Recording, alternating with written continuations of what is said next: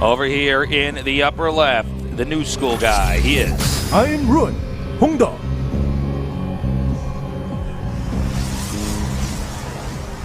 He's not had an easy day today, by the way.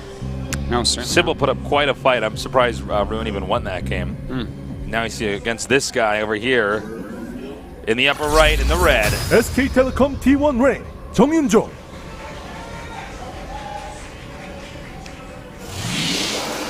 All right. Time to see what these guys want to do on this map. Is Ruin getting rained on?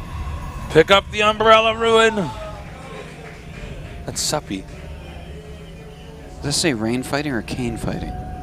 I think it said Kane fighting. I spelled his name wrong if you did. So, here we are, Tasteless, once again. Similar build orders at the moment, as generally it is. Yeah, there's not too much deviation from the norm, really. You know, third base here can be a little bit hard to defend. It's like very wide open. So, I feel like, for me personally on this map, I would like to see, for like mid to late game strategy, charge Archon Immortal, which I always prefer over Colossus personally. But like, if you're really with it like Rain, you can totally hit timing attacks like he did and make them work. But in a situation on a map like this, I feel like that's going to be so powerful because the Warp Prism coming from the side for the main base, and the fact that that third is so wide open, like if someone tries to take a third here, that type of composition gets so much surface area. It's just going to do wonders. Well, the first spotting here has happened. Rain does get into Ruin's base. Ruin still headed over here to the upper right. Waiting for those cores to finish so we can begin to see the direction in which the game's going to take.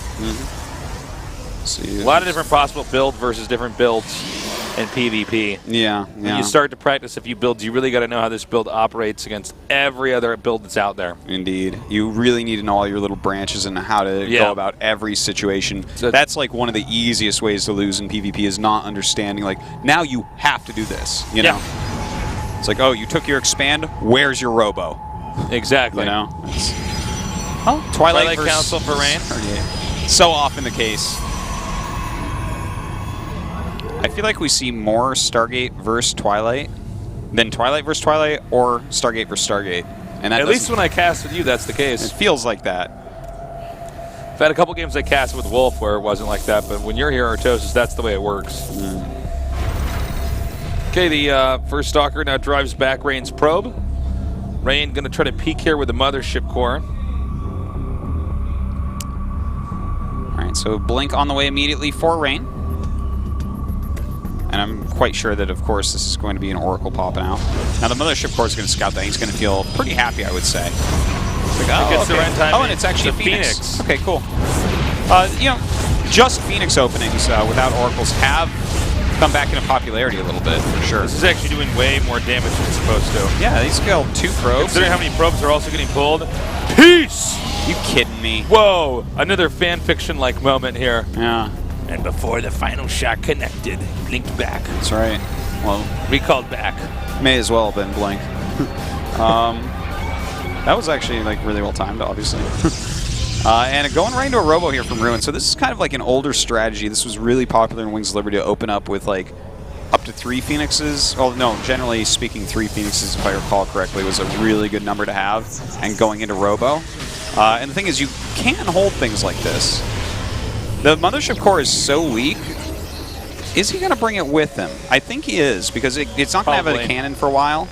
And he might need that high ground vision, because if you just hold the ramp for a little bit, get some Immortals out, then suddenly you have Phoenixes for harassment and controlling drops and stuff, as well as Immortals to counter the Blink Stalker. So it's like you have these 2 very powerful tech roots together doing a great job, whereas your opponent just has Blink and a bunch of Stalkers that the later the game goes, the weaker they get. This Nexus might not be out for much longer here if Ruin doesn't come down and defend it. You can also see, by the way, Ruin checking to see when is Rain going to expand. 3 more Stalkers warp in as Rain comes up now, and that's where the cancel is going to be. Yeah, that was pretty obvious the whole time that wasn't going to stay up. When you go for Phoenix into Robo here against Blink builds, you generally just can't make the Nexus. If you do, they just come over and force the cancel every time. So, not too weird to see. And that's really all that he can hope for, right? Is going ahead and forcing that cancel, maybe a little bit of a contain as we see here. Because he has to keep some stalkers at home. Yeah. You can't actually bust him. It's just not going to work out. Ooh. Yeah, he's going to be careful. I was like, I don't know about this. Oh, man, if he, like, force fielded and got that immortal, that would have been just gigantic. You cannot lose these immortals here. We might see him, like, fly down and try to pick up the sentries, something like that. But he won't try anything until the Oracle hits, most likely, because that's one nice thing. As soon as an Oracle hits in their base, their screen changes over there to deal with the Oracle, and then you can get down ramps. Okay, he'll probably cast one more force field and then go back home. This is just timed out exactly so that he can get the optimum amount of time to delay his opponent's Nexus while still being able to maneuver back home. Just one of the most important things is to know when you're about to overstay your welcome on a contain like this. There it is, the final. Oh, nice. Yeah.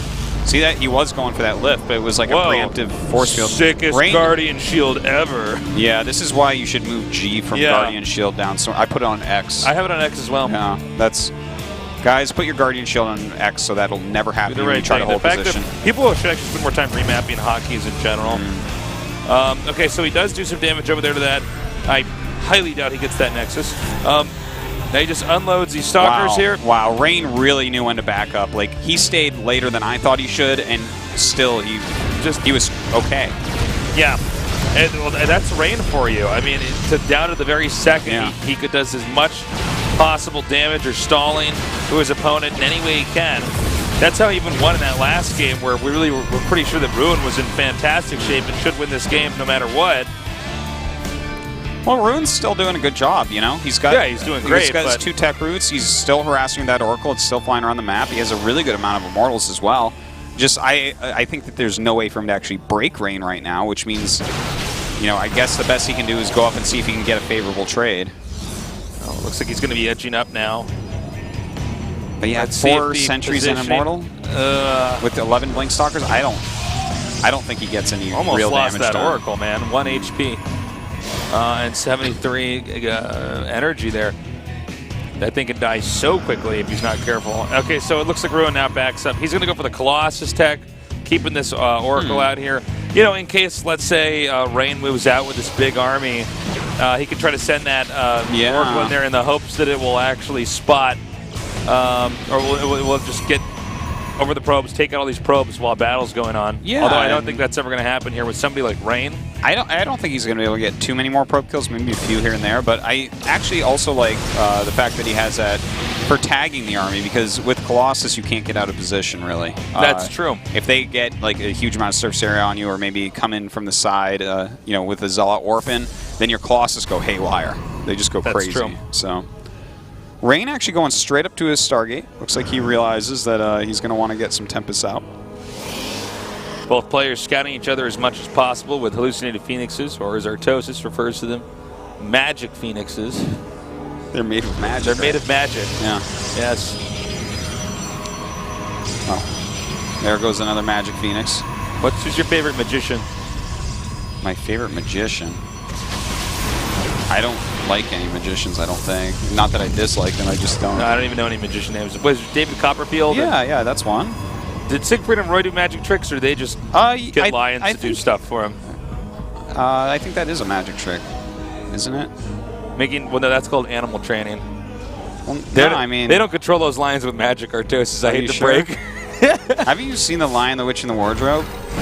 They're actually war nerds. Lion, Witch, and the Wardrobe. Yeah, Aslan. Aslan! Roar! All right, looks like right now we have Ruin walking across the map here, as his Colossus rallied up as well. Let's see how well he can do here. That Stargate tech is up and running right now. The Oracle is heading towards the main base. See if he can get something done. Nope, two Stalkers still there. Not so much, bro. Oh my God, he gets out again. What? Another like the thing just won't die. Esports fan fiction-esque moment. And then the Oracle just barely got away. And that was the micro play of the week. He's coming up now. Again with a fake Colossus here right in the front. That's probably going to... well, hold on, actually. We got some Immortals down here at the bottom doing some great damage. The force fields are really nice. Very nice timing attack here. Kind of catching with his pants down. I don't think he expected an attack with just one Colossus. I think Rain actually holds. Yeah, it looks like it. Damn. The thing is, I think that did better than I would have ever expected, you know, for attacking at that point. You know what? This is going to be the final little bit there before that's taken out. GG, Rune taps out. His Rain is too good. Way too good. For today, Rain is our first winner. He's going to move on to the round of 16. Probably doesn't surprise anybody. No. But, I mean, really proving that, unlike, for instance, Rune has been playing very well. Rune having a tough time in this group.